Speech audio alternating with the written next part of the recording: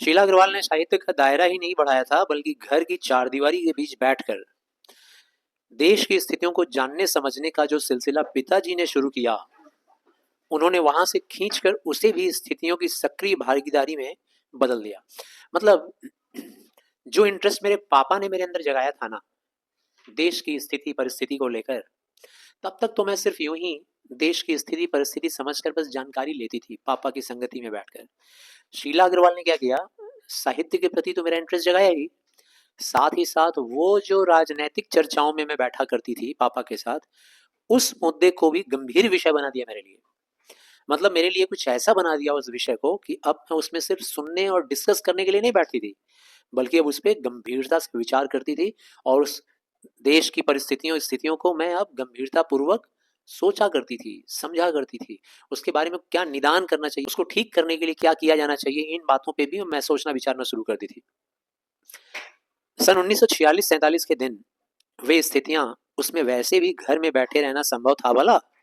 अब भाई 1946 और 47 जब देश आजाद हो रहा था, ऐसी स्थिति में कौन बैठा रहेगा, जरा सोचो। जो देशवासी है और गंभीर चिंतन करता है देश की स्थिति परिस्थिति को लेकर, जो व्यक्ति साहित्यिक चर्चाओं में रहता है, वो कैसे भला बैठा रहेगा। मैं भी नहीं बैठ सकती थी। प्रभात फेरियां होती थी, उसमें मैं हिस्सा लेती थी, हड़तालों में हिस्सा लेती थी, जुलूस भाषण, हर शहर का चरित्र था। और पूरे दम खम और जोश खरोश के साथ इन सब से जुड़ना हर युवा का उन्माद। मैं भी तो युवती थी, मेरे अंदर भी वो उन्माद था, मेरे अंदर भी वो नशा था, इन सब चीजों में हिस्सेदारी लेना। मैं भी युवा थी और शीला अग्रवाल की जोशीली बातों ने रगों में बहते खून को लावे में बदल दिया था। अब भाई कम उम्र में थी मनु भंडारी, तो रगों में खून तो बह ही रहा था गर्म। अब उस गर्म खून को शीला अग्रवाल ने लावा में चेंज कर दिया। आग, जो शीला खून को आग बोला जाता है, भाई तुम सब में आग है, लेकिन उस आग को लावा में चेंज कर देगा कौन, तुम्हारे अंदर का जोशो जुनून को लावा में चेंज कर देगा। स्थिति यह हुई कि एक बवंडर शहर में मचा हुआ था और एक घर में।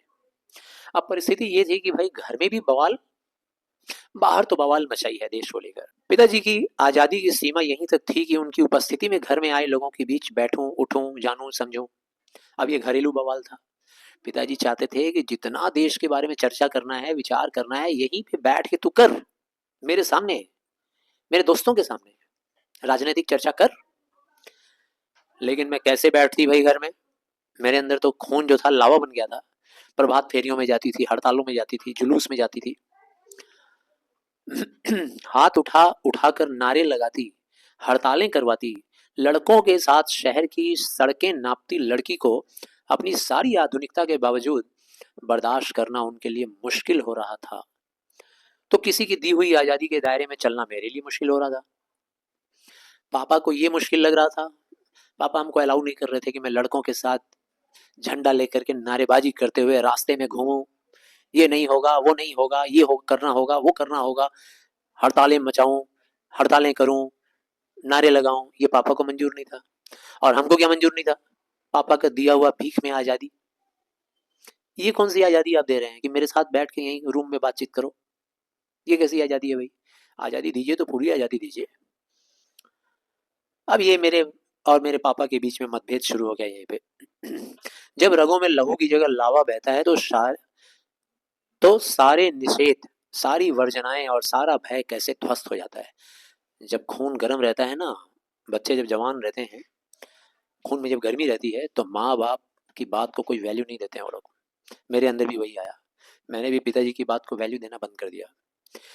यह तभी जाना, और अपने क्रोध में सबको थरथरा देने वाले पिताजी से टक्कर लेने का जो सिलसिला तब शुरू हुआ था, उसी वक्त पापा से टक्कर ले लिया मैंने देश की आजादी को लेकर। और ये तब तक चला जब तक राजेंद्र से मेरी शादी नहीं हो गई। राजेंद्र नाम के एक लेखक थे, उनसे मेरी शादी मैंने की अपनी इच्छा से। पापा को मंजूर नहीं था, लेकिन पापा से टक्कर लेके शादी की है। वहीं शादी करेंगे, जो करना आपको कर लो, जाओ। यश कामना, बल्कि कहूं कि यश लिप्सा पिताजी की सबसे बड़ी दुर्बलता थी। मेरे पिताजी की सबसे बड़ी कमजोरी थी यश लिप्सा, यश प्राप्त करना, प्राप्त करने की इच्छा उनके अंदर कूट कूट के भरी थी। यश प्राप्त करना है, नाम गौरव रुतवा। उनके जीवन की धुरी था यह सिद्धांत कि व्यक्ति को कुछ विशिष्ट बनकर जीना चाहिए।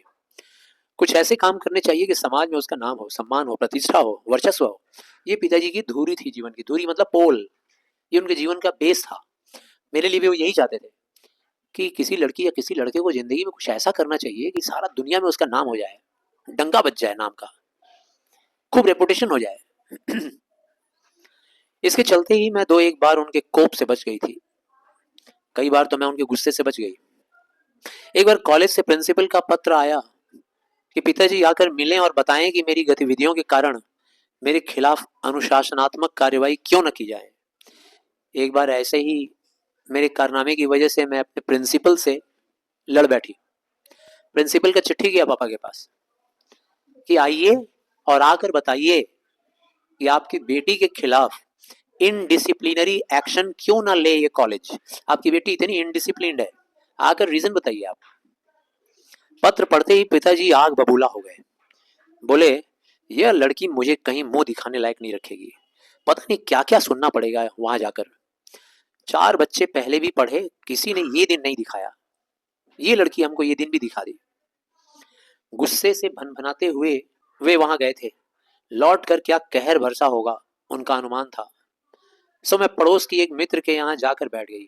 जब कॉलेज से मीटिंग, पेरेंट टीचर मीटिंग जब हो गया, जब लौट रहे थे, तो मैं समझ गई कि पापा अभी आएंगे तो छोड़ेंगे नहीं, कितना कुछ बोलेंगे, कितना कुछ सुनाएंगे, हो सकता है 1-2 थप्पड़ भी लगा दें। डर के मारे मैं जाके पड़ोस में बैठ गई थी। माँ को कह दिया कि लौट कर बहुत कुछ गुबार निकल जाए तब बुलाना। मम्मी को कह दिया था, पापा जब आएंगे ना खूब चिल्ला लेंगे, गुस्सा कर लेंगे, तब हमको बुलाना, तब तक बुलाना मत। लेकिन जब माँ ने आकर कहा कि वे तो खुश हैं, चल चल, तो विश्वास नहीं हुआ। मम्मी आके बोली कि बेटी चल चल चल, पापा तेरे बहुत खुश हैं, घर चल। समझ नहीं आया, गई तो सही लेकिन डरते डरते। सारे कॉलेज की लड़कियों पर इतना रोब है तेरा, सारा कॉलेज तुम 3 लड़कियों के इशारे पर चल रहा है। किसने कहा? पापा ने। पापा बोले, क्यों री, पूरा कॉलेज तेरे इशारे पे चल रहा है, तुम 3 लड़कियों के। हाँ। प्रिंसिपल बहुत परेशान थी और बार बार आग्रह कर रही थी कि मैं तुझे घर बिठा लूं, क्योंकि वे लोग किसी तरह डरा धमका कर, डांट डपट कर लड़कियों को क्लासों में भेजते हैं, और अगर तुम लोग इस एक इशारा कर दो कि क्लास छोड़कर बाहर आ जाओ, तो सारी लड़कियां निकलकर मैदान में जमा होकर नारे लगाने लगती हैं। कहने का मतलब, मैं अपने कॉलेज की यूनियन लीडर हो गई थी, मैं और मेरे साथ 2 लड़कियां और 3 लड़कियां। तो प्रिंसिपल ने कहा था कि देखिए सर, हम लोग कॉलेज की बाकी लड़कियों को डरा धमका कर क्लास में किसी तरह बुलाते हैं, पढ़ाते हैं, लेकिन आपकी बेटी एक इशारा कर देती है तो पूरा का पूरा कॉलेज का क्लास खाली, सारी लड़कियां निकल जाती हैं नारेबाजी करने के लिए। इतना दमदार हो गई है आपकी बेटी, प्लीज उसको समझाइए, घर पे बिठाइए, नहीं तो हमारा कॉलेज बंद हो जाएगा। तुम लोगों के मारे कॉलेज चलना मुश्किल हो गया है उन लोगों के लिए। कहाँ तो जाते समय पिताजी मुंह दिखाने से घबरा रहे थे, और कहाँ बड़े गर्व से कह कर आए कि यह तो पूरे देश की पुकार है। पापा जब गए थे पेरेंट टीचर मीटिंग में तो बहुत गुस्सा होकर गए थे यहाँ से, लेकिन जब पेरेंट टीचर मीटिंग हो गई तो प्रिंसिपल को बोल के आए, क्या सर आप लोग भी, क्या मैम, कैसी बातें कर रहे हैं, मेरी बेटी जो कर रही है गलत थोड़ी ना कर रही है, आज पूरे देश की यही पुकार है कि देश के लिए सबको आवाज उठाना पड़ेगा, मेरी बेटी अगर यही कर रही है तो क्या बुराई कर रही है। बेहद गदगद स्वर में पिताजी यह सब सुनाते रहे और मैं अवाक थी। पापा बहुत खुश थे, प्राउड फील कर रहे थे, मैं अवाक थी। मुझे ना अपनी आंखों पर विश्वास हो रहा था, ना अपने कानों पर यह हकीकत थी। यहीं पे स्टॉप कीजिए, जाइए।